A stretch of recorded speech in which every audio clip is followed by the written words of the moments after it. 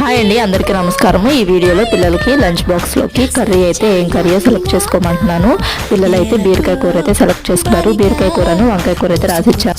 బీరకాయ కూర అయితే సెలెక్ట్ చేసుకున్నారు. బీరకాయ కూర అయితే చేస్తున్నాను. బీరకాయ కూరలోకి పచ్చనపప్పు ఉంటే కదా ఇవైతే వేస్ట్ చేస్తున్నాను.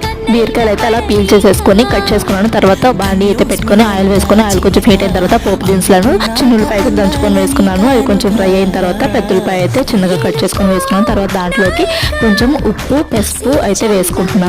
ఇలా వేసుకొని ఒకసారి అయితే మిక్స్ చేసేసుకుంటాను. కొంచెం ఫ్రై అయిన తర్వాత ఇంకా బీరకాయ ముక్కలు అయితే యాడ్ చేసేసుకుంటున్నాను. బీరకాయ మీద పీల్ చేసుకుంటాం కదా, దాంతో కూడా పచ్చడి అయితే చేయవచ్చు. ఎవరికైనా రెసిపీ కావాలంటే కామెంట్ చేయండి, నెక్స్ట్ వీడియోలో అప్లోడ్ చేస్తాను నేను. తర్వాత ఇదిగోండి మనం శనగపప్పు అయితే నానబెట్టుకున్నాం కదా, ఇవైతే ఇప్పుడైతే యాడ్ చేసుకున్నాను. ఇవి యాడ్ చేసుకున్న తర్వాత 5 మినిట్స్ ఆగిన తర్వాత కారం అయితే యాడ్ చేసేసుకొని మూత అయితే పెట్టేసేసుకోవాలి.